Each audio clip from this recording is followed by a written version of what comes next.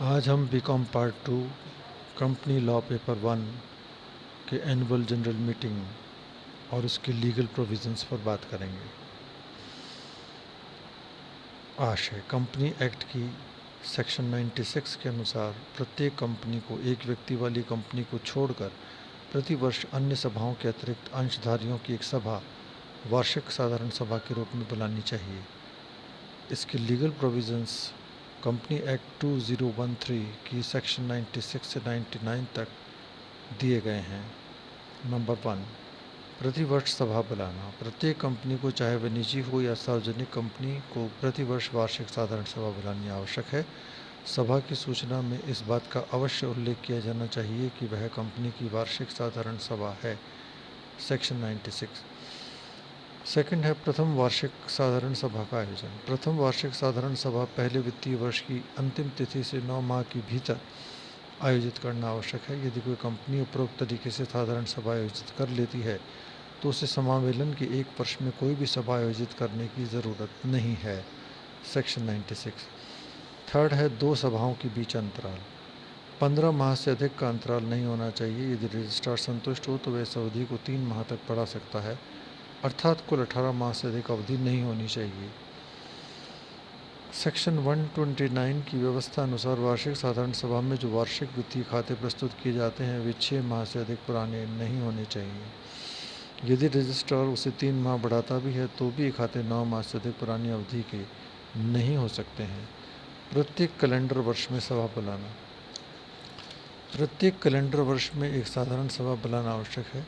ये पर्याप्त नहीं है कि एक सभा के 15 महीनों के भीतर दूसरी सभा बुला ली जाए। Shri Meenakshi mills company limited versus assistant registrar of companies 1938 में के मामले में कंपनी के कार्यकाल में उतनी ही सभाएं आयोजित होनी चाहिए जितने वर्ष से कंपनी काम कर रही है। सभा का समय।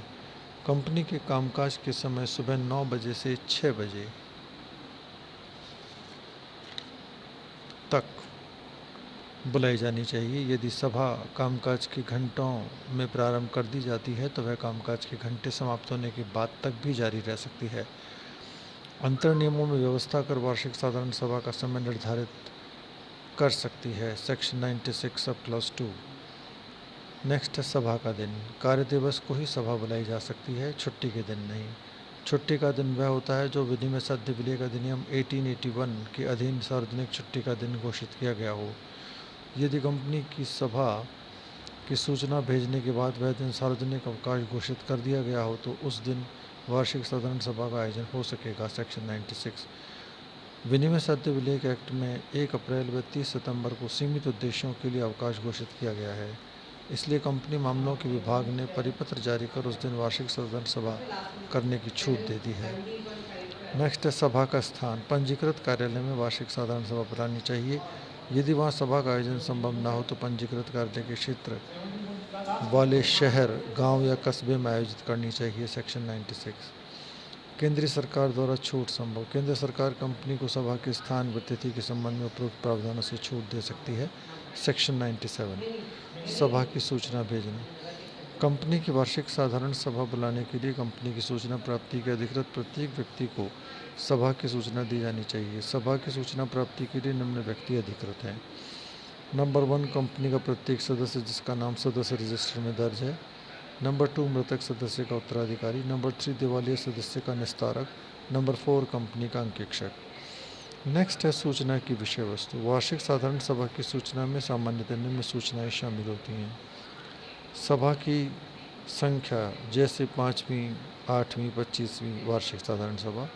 सभा का स्थान, तिथि और समय। सभा के लिए किए जाने वाले प्रस्तावित कार्य। वित्तीय खाते और चिट्ठी की प्रतिलिपि।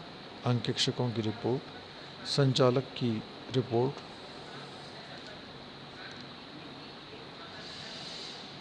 नेक्स्ट है कार्यवाहक संख्या। कंपनी की वार्षिक साधारण सभा की कार्यवाहक संख्या के संबंध में कंपनी के अंतर नियमों में प्रावधान किए जाते हैं।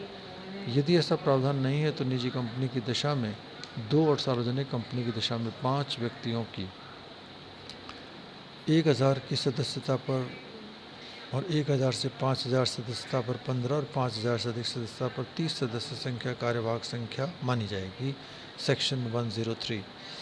उल्लेखनीय है कि अंतर नियमों द्वारा कार्यवाहक संख्या इतनी ही या इससे अधिक हो सकती है, इससे कम संख्या का निर्धारण नहीं किया जा सकता है। सभा का स्थगन। यदि वार्षिक साधारण सभा का अध्यक्ष उचित समझता है या सभा की सहमति से उचित प्रतीत होता है तो किसी भी समय सभा का स्थगन किया जा सकता है। ये सभा किसी निश्चित भावी तिथि के लिए स्थगित की जाती है। यदि सभा 30 दिन से अधिक के लिए स्थगित करनी है तो स्थगित सभा की सूचना 21 दिन पूर्व पुनः भेजनी होगी। नेक्स्ट है ट्रिब्यूनल के द्वारा वार्षिक साधारण सभा बुलाना। यदि कोई कंपनी धारा 96 के अधीन वार्षिक साधारण सभा को बुलाने में त्रुटि करती है तो राष्ट्रीय कंपनी विधान ट्रिब्यूनल के द्वारा कंपनी विधान या कंपनी के पार्षद अंतर नियम में अन्य कोई व्यवस्था होने के उपरांत भी किसी भी सदस्य के द्वारा आवेदन करने पर कंपनी की वार्षिक साधारण सभा बुलाने का आदेश जैसा वो उपयुक्त समझे दिया जा सकता है।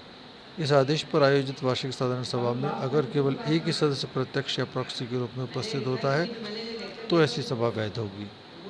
अर्थदंड। यदि कोई कंपनी वार्षिक साधारण सभा नहीं बुलाती है या केंद्र सरकार या ट्रिब्यूनल द्वारा ऐसी सभा बुलाने के आदेश के पश्चात भी सभा नहीं बुलाती है तो कंपनी और कंपनी के प्रत्येक दोषी अधिकारी पर 1 लाख रुपए तक का अर्थदंड लगाया जा सकता है।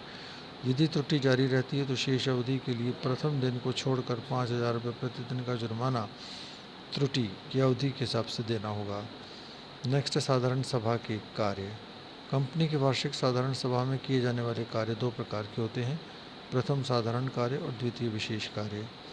कंपनी की वार्षिक साधारण सभा में निम्नांकित साधारण कार्य अवश्य किए जाने चाहिए। नंबर 1, वार्षिक खाते तुलन पत्र और संचालक मंडल और अंकेक्षकों की रिपोर्ट पर विचार करना, लाभांश घोषित करना, अवकाश प्राप्त करने वाले संचालकों के स्थान पर नए संचालकों की नियुक्ति, अंकेक्षकों की नियुक्ति और पारिश्रमिक निर्धारण। उपरोक्त के अतिरिक्त अन्य सभी कार्य विशेष कार्य कहलाते हैं। Thank you. Doctor Anil Kumar Mathur, सहआचार्य, व्यावसायिक प्रशासन विभाग, श्री गोविंद सिंह गुर्जर राजकीय महाविद्यालय, नसीराबाद।